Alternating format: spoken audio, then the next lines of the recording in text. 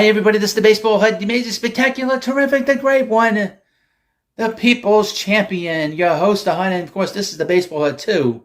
I hope you like this video. Hit that subscribe button.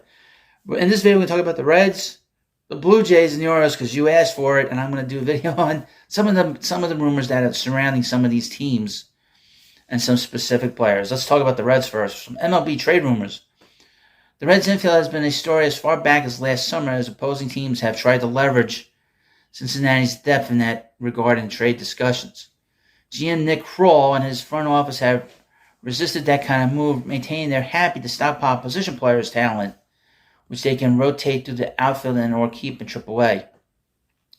Manager David Bell addressed the infield mix this afternoon, the other day, again pointing to an expectation they'll bounce players to various positions. That's particularly true of Jonathan India, who has played exclusively second base in nearly 3,000 career innings on defense. Kroll suggested early in the offseason that Cincinnati could get India work at first base, while Sheldon writes that the 27-year-old could also see some left field reps. Obviously, who's going to play first base? Who knows? Probably Candelario, I would think, a little bit. Because obviously Joey Bell's not returning. This is from Bell. Bell affirmed today that India is on board with a multi-positional role. He just wants to be on the field and in the lineup as much as possible, the manager said. Obviously as a second baseman, but depending on how things shake out, to be able to get him on the field as much as he wants to be, and as much as I want him to be, there may be other positions that he'll need to play. India is great as a below-average defender at the Keystone over his 3 MLB seasons. Seeing increased action at first base or in the corner outfield could improve his defensive metrics, although more frequent work at a bat first position will put additional pressure on him to rebound at the plate. India hasn't taken the expected step forward since his Rookie of the Year campaign in 2021. He owns a league average 246, 333, 394 slash over the last 2 years. While India's mediocre defensive grades are a factor in potentially moving him to a bat-first utility role, the bigger driver is Cincinnati's glut of young middle infield options. Matt McLain, Ellie De La Cruz, and Novi Marte all debuted last season. McLain was excellent, hitting .290 over 89 games while splitting his time between the middle infield positions. De La Cruz flashed the massive physical tools that made him a top prospect, but ultimately struggled to a .235, 300, 410 line, while striking out more than a third of the time in 98 contests. Marte had the least amount of experience of the group. He played 35 games after being promoted in the middle of August.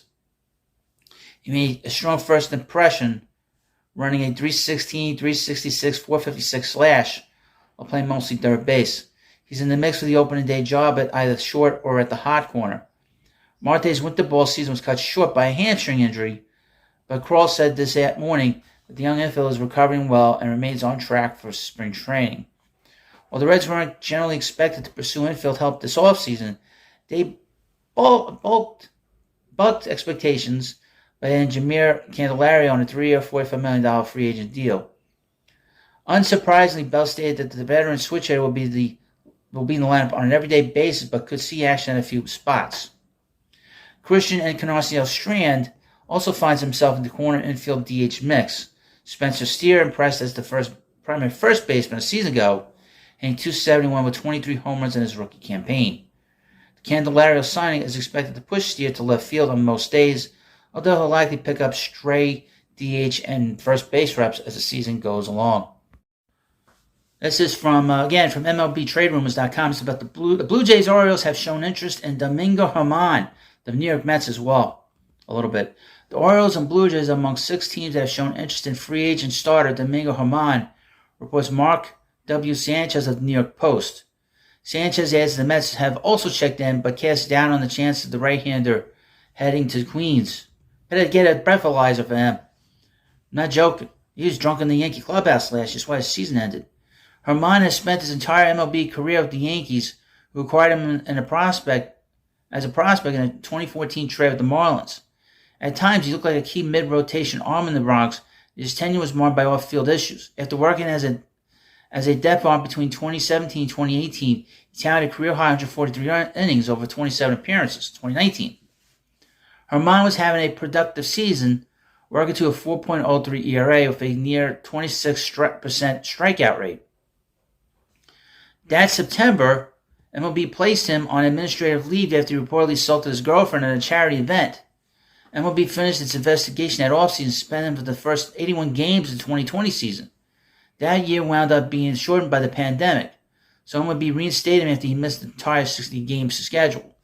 German returned to the Yankees in 21. He missed parts of the next 2 seasons, but shoulder issues combined for a 4.17 ERA over 172 innings. He held a spot in the New York rotation for the early portion of last year. German's start to the year was middling, and he was suspended for 10 games in mid-May after failing a foreign substance inspection. His hands were sticky. This is after 2 times getting inspected. He carried a 5.10 ERA through his first 14 appearances into a late June start in Oakland. German turned in a legendary performance at the Coliseum. Legendary. It's against a bad team. Throwing MLB's 24th perfect game, the first since Felix Hernandez's outing in 2012. German followed that up with a 4.61 ERA of the 5 starts in July. Legendary. You gotta be kidding me. The guy went up against the Oakland A's. The Oakland team is gutted. On August 2nd, the Yankees announced they were placing German on the restricted list so he could report to an inpatient treatment facility for alcohol abuse. Lindsay Adler of the Wall Street Journal subsequently reported that an apparently intoxicated and drunk, bombed German had argued with teammates and coaches in the New York clubhouse and flipped the couch amidst those confrontations. That ended German's tenure with the Yankees. He spent the rest of the season on the restricted list. At year's end, New York placed him on outright waivers. Once he went unclaimed, he elected free agents. Oh, you don't say? I mean, really? And he just said, fuck this, I'm out of here. He completely bombed out of his mind. Flipping the couch over and acting like a crazy person. I would get rid of him too if he was going to do it. And the idea is that the Mets are interested in it, don't even bother. I know that Carlos Mendoza, the manager, is interested in it, don't even bother. The Blue Jays shouldn't either, by the way. The guy shows up drunk. The guy's drunk in the clubhouse. I know it's not the first time this has happened. But the fact that he was getting nasty with his teammates, that says a lot. And finally in this video, another thing with the Orioles. Orioles have shown interest in Michael Lorenzen from MLB Trade Rumors. The Orioles have been connected to various starting pitching targets all winter, and that search is ongoing. General Manager Mike Elliott said so himself today. This is a couple of days ago. Telling reporters such as Andy Koska of the Baltimore Banner. Elliott hasn't ruled out a free agent addition, but says the club's farm system makes a trade more likely. In terms of free agent pursuits, John Morosi of MLB.com lists Michael Lorenzen as one they have shown interest in. Pitching is a clear target area of the club's roster. There are lower position players, but the rotation is lacking in certainty. Kyle Gibson and Jack Flaherty each became free agents after last season, have since signed elsewhere. Both Kyle Bradish and Grayson Rodriguez finished the year strong, but the former had less than 2 years of big league experience, and the latter less than 1. John Means will be in the mix, but he hasn't pitched much over the past 2 years due to Tommy John surgery. Dean Kremer should be in the back end somewhere after posting a 4.12 ERA last year. Cole Irvin could be a factor, but he struggled last year getting moved to the bullpen and minus throughout the year. Guys like Tyler Wells, Bruce Zimmerman, or Cade Povich could factor in as well.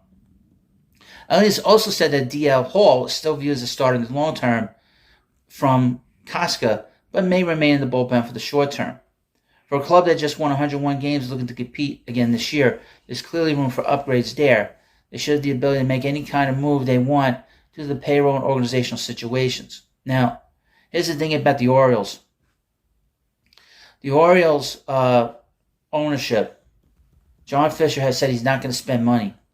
So I have a very dubious attitude about whether the Orioles are going to spend any kind of money or take any kind of risk of bringing in a guy that's going to be a free agent after this year and the year after. Because once these players that they have in their organization go through the free agent process of playing for the Orioles for 6 years, he's going to trade them before that, or he's going to let them become free agents.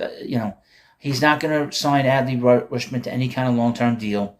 He's already said that he's not going to do that. He said he's not going to spend money because his excuse will be, I'll have to raise ticket prices. This is a pattern that the Orioles have had for 20 years. 9 of the last 20 years, the Orioles have been one of the worst teams in baseball. People sort of forget that. This past time when they let all the sort of the Buck Showalter teams basically get dismantled piece by piece, they lost 100 games, 105, 110 games, which was a lot of losing. But this ownership does not have a problem with it because they look at it sort of rebuilding their farm system. They've done this before.